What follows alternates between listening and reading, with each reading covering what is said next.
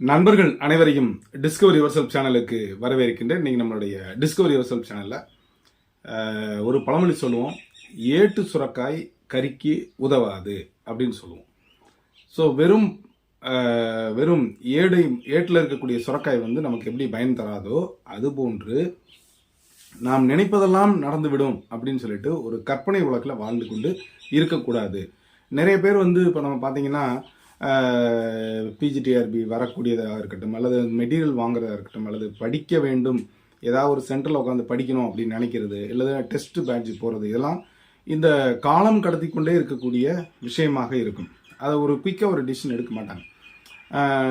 இதில் வந்து நல்லா இருக்காது, அதில் நல்லா இருக்கும், இப்படி படித்ததெல்லாம் வேஸ்ட்டு, இது நாமளே படிச்சுக்கலாம், இந்த மாதிரி தங்களுடைய குறிக்கோளை அடைவதற்கு வெவ்வேறு விதமாக திங்க் பண்ணிக்கிட்டே இருக்கிறது. எந்த ஒரு முடிவுக்கும் சடனாக வரமாட்டாங்க. நம்மகிட்ட தான் புக் இருக்குது, நம்ம புக்கே படிச்சுக்கலாம், இல்லைனா இது நமக்கு தெரிந்தது தானே அப்படின்ற மாதிரிலாம் வந்து பார்த்திங்கன்னா இருப்பாங்க. அவங்களுக்கு எந்த ஒரு எய்மே இருக்காது. இன்னும் நல்லா தெரிஞ்சுக்குங்க, நமக்கு தேவையானது ஒரே ஒரு போஸ்ட் மட்டும்தான். ஸோ அந்த போஸ்ட்டை நோக்கி தான் நம்ம பயணிக்க வேண்டும். இப்போ எப்பயுமே வந்து ஃபர்ஸ்ட் ப்ரைஸ் அப்படின்றது ஒருத்தவங்க தான் இருப்பாங்க. ஒரு வின்னிங், ஒரு தோல்வி, இந்த ரெண்டு தான் இருக்கும். அப்போது ஒரு நம்மளுடைய ஒரு சப்ஜெக்ட்டுக்கு ஒரு 300 போஸ்ட் இருக்குது அப்படின்னு சொன்னால் எவ்வளோ பேர் போராடுறாங்க அதுக்கு. ஸோ எத்தனை பேருக்குள்ளே ஒன்றா நம்ம இருக்கோம்? 100 பேருக்குள்ளே ஒருத்தராக வரணும், அல்லது ஒரு 1000 பேருக்குள்ளே ஒருத்தராக வரணும், இல்லை 2000 பேருக்குள்ளே ஒருத்தராக வரணும். இது டிபெண்டிங் அப்பான் அந்த வேகன்சி பொறுத்து. உதாரணமாக டிஎன்பிஎஸ்சி குரூப் 4 எடுத்துக்கிட்டிங்கன்னா கிட்டத்தட்ட 7000க்கு 21 லட்சம் பேர் எழுதுவாங்க. ஜஸ்ட் திங்க் பண்ணி பாருங்கள். கிட்டத்தட்ட வந்து ஒரு 3000 பேருக்கு மேலே ஒருத்தங்க எழுதுனாங்கன்னா அதில் ஒருத்தர் தான் வந்து செலக்ட் ஆகுறாங்க. அப்போது நம்ம டிஆர்பி எடுத்துக்கிட்டிங்கன்னா இப்போ ஒரு 300 போஸ்ட் இருக்குன்னா ஒரு 30,000 பேர் எழுதுறாங்கன்னா அப்போ எத்தனை பேர் அப்படின்னு பார்த்துக்குங்க. இல்லை ஒரு 15,000 பேர் எழுதுறாங்க, இல்லை ஒரு 10,000 பேர் எழுதுறாங்கன்னா நீங்கள் அதில் ஒரு பெஸ்ட்டாக வரணும் அப்படின்னா நீங்கள் எந்த மாதிரி அதற்கு கடினமாக உழைக்கணும் அப்படின்றத நீங்கள் திங்க் பண்ணி பார்க்கணும். நான் ஒவ்வொரு முறையும் உசேன் போல்ட்டு அல்லது ஒலிம்பிக் அந்த மாதிரி விஷயங்களை சொல்லுவேன். சில கேம்ஸ் வந்து ஒவ்வொரு வருடங்களும் நடக்கும். சில ஸ்போர்ட்ஸ் அண்ட் கேம்ஸ் வந்து எவ்ரி 4 இயர்ஸ் நடக்கும். 5 வருடங்களுக்கு ஒரு முறை நடக்கக்கூடியதெல்லாம் இருக்கும். காமன்வெல்த் கேம்ஸாக இருக்கட்டும், ஒலிம்பிக்காக இருக்கட்டும், பேரா ஒலிம்பிக்காக இருக்கட்டும், சிலது வந்து ஒவ்வொரு வருடங்களும் நடக்கும். உலகக்கோப்பையாக இருக்கட்டும், இதெல்லாமே பார்த்தீங்கன்னா 4 வருடங்களுக்கு ஒரு முறை நடக்கும். அப்போ அந்த 4 வருடங்களுக்கு ஒரு முறை நடக்கக்கூடிய விஷயத்துக்கு கடைசி ஒரு வருடம் மட்டும் ப்ராக்டிஸ் பண்ணால் போதுமா? நிச்சயமாக இல்லை. அந்த 4 வருடங்களும் தொடர்ந்து நம்ம வந்து என்ன செஞ்சுட்டு இருக்கணும்? போராடிக்கிட்டே இருக்கணும். ஒலிம்பிக்கில் பார்த்தீங்கன்னா அந்த உசேன் போல்ட் பார்த்தீங்கன்னா ஒரு கிட்டத்தட்ட ஒரு 4 ஒலிம்பிக் பதக்கம், 4 ஒலிம்பிக்லையும் பங்கேற்று ஒலிம்பிக்கில் பதக்கங்கள் வென்று கொண்டே இருப்பார். அப்போது அவர் அந்த கிட்டத்தட்ட ஒரு 16 வருடம் அந்த தொடர்ச்சியாக வந்து அதில் இருக்கிறார். அது போன்று தான் நாம் வந்து 3 வருடங்களுக்கு முன்னால் படிச்சுக்கிட்டு நம்மளுடைய பிரதர்ஸ் சிஸ்டர்ஸ் இருக்கிறாங்க. அவங்க அப்போவுமே படிக்க ஆரம்பிச்சிட்டாங்க. நம்மகிட்ட கிட்டத்தட்ட ஒரு 20-21 பேட்சஸ் சைக்காலஜி படித்தவங்க இருக்கிறாங்க. அப்போது தொடர்ச்சியாக அந்த ப்ராக்டிஸ் பண்ணிக்கிட்டே இருந்தால் தான் நீங்கள் வந்து கடைசி நேரத்தில் அத்தனையும் வந்து நீங்கள் அட்லீஸ்ட் ரீகால் பண்ண முடியும். இல்லைனா பேஜஸ் கூட புரட்ட முடியாது.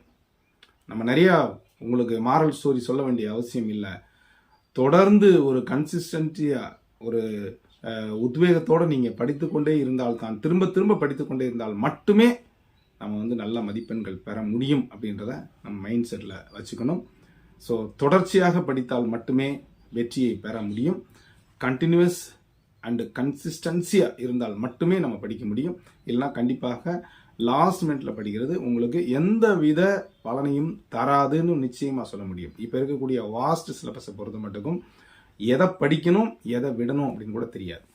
ஸோ அதுக்கே ஒரு பெரிய ஒரு அனாலிசிஸ் போடணும். எந்த டாப்பிக்கை விட்டுறலாம், எந்த டாப்பிக்கை விட முடியாது, எதில் ஈஸியாக ஸ்கோர் பண்ணலாம். இது பர்சன் டு பர்சன் மாறும், இண்டிவிஜுவலுக்கு இண்டிவிஜுவல் மாறும். எனக்கு ஒரு சிலது கஷ்டமாக இருக்குது, இன்னொருத்தருக்கு ஈஸியாக இருக்கலாம். சில பேருக்கு ஈஸியாக இருக்குது, இன்னொருத்தருக்கு கஷ்டமாக இருக்கலாம். அப்போது ஒரு 10 யூனிட் இருக்குன்னா ஒரு 5 யூனிட் நான் நல்லா தரவு பண்ணிடுறேங்க. அப்போ அதில் எனக்கு முழு மதிப்பெண்கள் கிடைக்கும். இன்னும் ஒரு 2 யூனிட் இருக்குது, அது ஓரளவுக்கு ஒரு 75% தரவு பண்ணலாம். ஸோ அப்போ அதில் எனக்கு வந்து 75% மார்க் கிடைக்கும். இன்னொரு 2 யூனிட் இருக்குங்க, அதில் வந்து ஒரு 50%க்கு மேலே தேராது. சரி, அதில் ஒரு 50% மார்க் எடுக்கலாம். இன்னும் 1 யூனிட் இருக்குங்க, அதில் ஒன்றுமே தேராது, ஒரு 25% தான் ஒரு ஐடியாவே வரும் அப்படின்னா அதில் அட்லீஸ்ட் நீங்கள் வந்து 25% மார்க் எடுக்கலாம். அப்போது இப்படியே நீங்கள் ஒரு கால்குலேட் பண்ணி பார்த்தீங்கன்னா கிட்டத்தட்ட ஒரு 30 கொஸ்டின்ஸ் நம்மளால் ஆன்சர்ஸ் பண்ணவே முடியாதுங்க. 30 கொஸ்டின் ஆன்சர் பண்ண முடியாது. 130க்கு 30 கொஸ்டின் ஆன்சர் பண்ணவே முடியாது. அப்போ 120 கொஸ்டின் தான் நீங்கள் ஆன்சரே பண்ணுறீங்க. அதில் ஃப்ளூக்கில் போட்டது ஒரு 10 கொஸ்டின்ஸ் 15 கொஸ்டின் கூட இருக்கும். அது வரலாம், வராமல் போயிடலாம். அப்போ உங்களுக்கு ஷுவராக தெரிஞ்சதுன்னா கண்டிப்பாக ஒரு 80 to 90 கொஸ்டின்ஸு தெரிஞ்சிருக்கணும். எல்லாம் சேர்த்து சப்ஜெக்ட் ப்ளஸ் எஜுகேஷன் சைக்காலஜி எல்லாம் சேர்த்து உங்களுக்கு ஷுவராக 80 to 90 வாங்கியிருந்தீங்கன்னா மீதம் போடக்கூடிய அந்த 50ல் இருந்து உங்கள் லக்கை பொறுத்து ஒரு 20 மதிப்பெண்கள் வந்துட்டா நீங்கள் தாங்க சக்ஸஸ்ஃபுல் பர்சன். இங்கே தான் நமக்கு ஒரு சின்ன அதிர்ஷ்டம் கை கொடுக்கணும். உங்களுக்கு அதான் லக்குன்னு சொல்லுவாங்க இல்லைங்களா, அந்த மாதிரி நான் அந்த லக்குக்கே சொல்லுவேன், லேபர் அண்டர் கரெக்ட் நாலேஜ். நம்மளுடைய அறிவை சரியான நேரத்தில் சரியான இடத்துல பயன்படுத்தினால் மட்டுமே வெற்றி கிடைக்கும். அங்கேயும் போது நமக்கு அந்த சமசோத புத்தி வேணும்.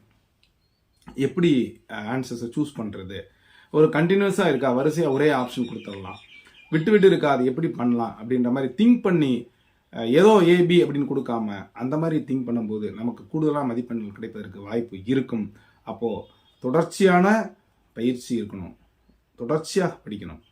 அது மட்டும் இல்லை, எக்ஸாம் எப்போ வருதுன்னு காத்திருக்காம இப்பவுமே ஆரம்பிக்கணும். எதை படிக்கலாம் எதை விடலாம் அப்படின்ற விஷயங்களை தெரிஞ்சுக்கணும். சப்ஜெக்ட் எஜுகேஷன் சைக்காலஜி ஜிகேல நீங்கள் ஷுவராக தெரியக்கூடிய 80 மதிப்பெண்களுக்கு வாங்கிடணும். 80 to 90 மதிப்பெண்கள் வாங்கினால் மட்டுமே ஃப்ளூக்கில் போடக்கூடிய கொஸ்டின்ஸுக்கு அட்லீஸ்ட் 10 கொஸ்டின் வந்தால் கூட 100 அப்படின்ற எல்லையை நீங்கள் தொட முடியும். இப்போ இருக்கக்கூடிய வாஸ்ட் சிலபஸில் அட்லீஸ்ட் நீங்கள் இன்னைக்காவது படிக்க ஆரம்பிச்சிருங்க. நிச்சயமாக ஒரு நல்ல கட் ஆஃப் பெறுவதற்கு வாய்ப்பாக இருக்கும். நாங்கள் படிக்கிற காலங்கள்லாம் கோச்சிங் சென்டர் கூட கிடையாது. அத்தனையும் புக்ஸு மெட்டீரியலை வச்சு தான் ரெஃபர் பண்ணி படிக்கணும். இன்றைக்கி போட்டி அதிகம்னால கொஸ்டினுடைய கடினத்தன்மையும் அதிகமாக இருக்குது. அதை நம்ம ஒத்துக்கிட்டு தான் ஆகணும். ஸோ அதற்கு ஏற்றவாறு உங்களுடைய ப்ரிப்ரேஷனை வச்சுக்கோங்க. நுனிப்புள் மேயாதீர்கள். மேலோட்டமாக படித்தா கண்டிப்பாக நம்மளை ஆன்சர்ஸ் பண்ண முடியாது அப்படின்றதான் இன்றைக்கி நான் உங்களுக்கு தள்ளக்கூடிய தகவல். தொடர்ந்து நம்மகிட்ட எஜுகேஷன் சைக்காலஜி மற்றும் காமர்ஸ்க்கான மெட்டீரியல் அவைலபிளாக இருக்குது. கீழே தெரிய நம்பருக்கு தொடர்பு கொண்டு நீங்கள் வாங்கிக்கலாம். காமர்ஸ் கிளாஸ் நிறைய பேர் கேட்குறீங்க, போதுமான ஸ்ட்ரென்த் இல்லாதனால ஆரம்பிக்கல, அதையும் தொடர்ந்து ஆரம்பிச்சிருவோம். எஜுகேஷன் சைக்காலஜி கிளாஸ் ஆனது போய்கிட்டே இருக்குது. இது வரைக்கும் நம்மளுடைய சேனலை சப்ஸ்கிரைப் கூட திரு பெல்லைக்கான கிளிக் பண்ணிட்டு ஆளுங்கிற ஆப்ஷனையும் மறக்காமல் செலக்ட் பண்ணுங்கள். மீண்டும் அடுத்த ஒரு நல்ல அப்டேஷன்லையோ அல்லது ஒரு நல்ல ஒரு மோட்டிவேஷனில் சந்திக்கிறேன். நன்றி, வணக்கம்.